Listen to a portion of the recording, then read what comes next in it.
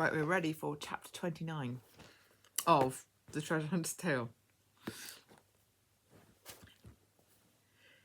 "It's ours!" cried Mr. Newhart, bursting through the door later that day. Mrs. Beloved of the King fairly jumped. She had been just laying the table after a good day telling children of the town about Jesus, and she was quite tired.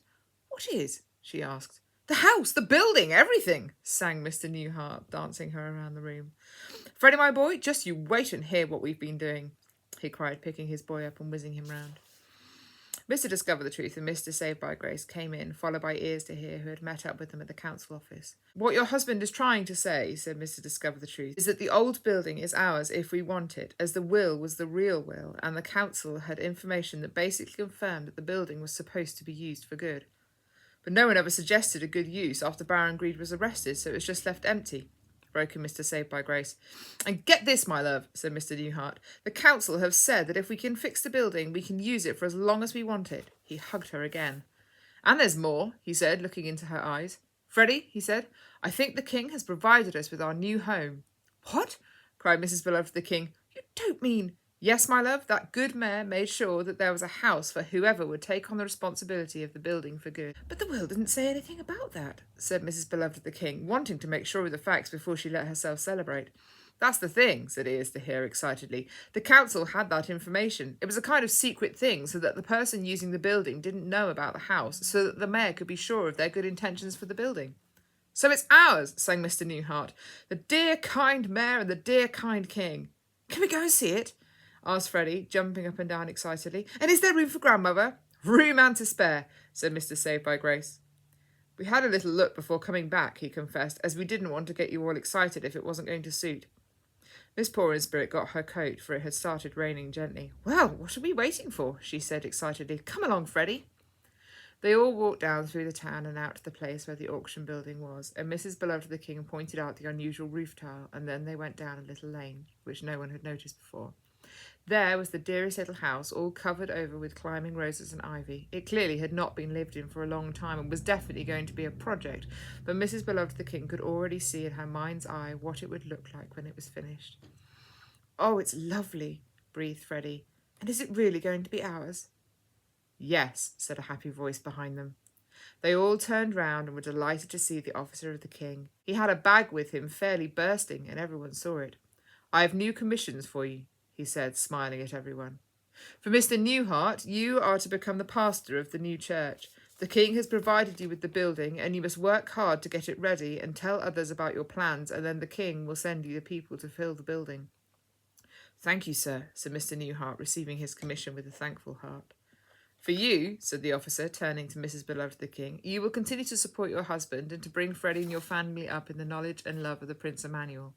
You will also start various missions that will encourage people to come into church to learn more about the King. I have made sure you have a good kitchen, as a lot of your outreach will be through the meals you make and invite people to." "Thank you, sir," said Mrs. Beloved of the King, smiling. She already loved the idea. "And for you, Freddie, you are to be salt and light with the children in the town. You are to set a good example and to tell them all about the Prince Emmanuel. You are also to help your parents and your grandmother in their missions."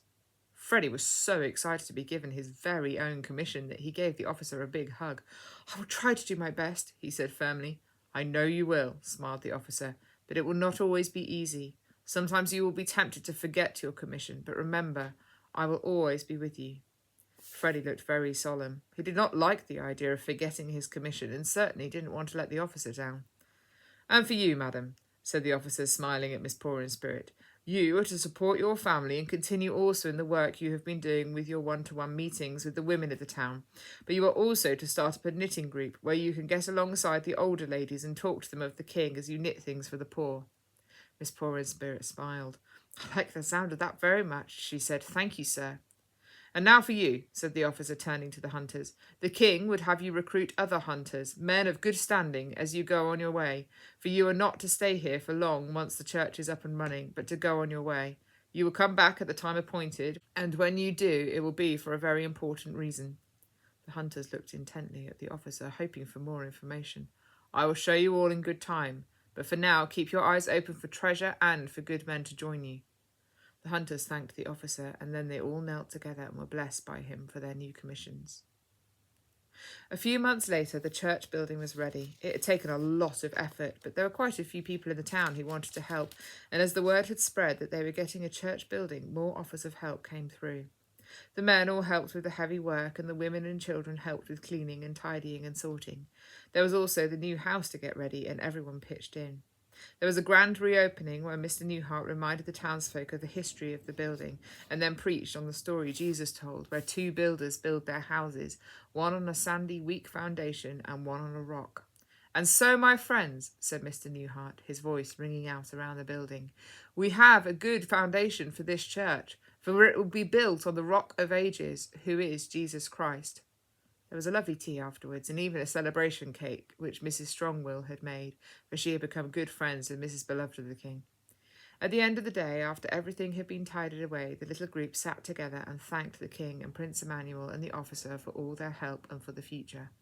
Before closing up, Ears to Hear said, "Hadn't we better go and look at this roof tile?"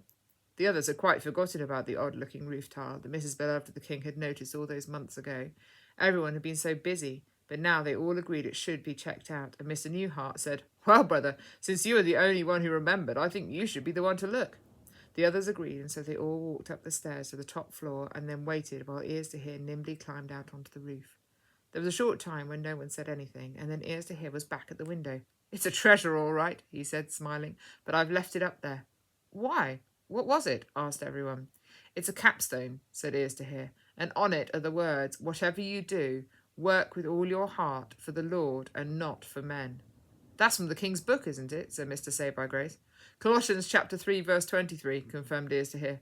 "What a good thing to have on the roof of our church building," yawned Mrs. Beloved of the King. "But we really must be going to bed now. It's far past Freddie's bedtime, and I know I could do with an early night," she said, taking Freddie by the hand. They said their good nights, and the little family walked down the little lane by the church to their new home, and the hunters walked off through the town to their lodgings.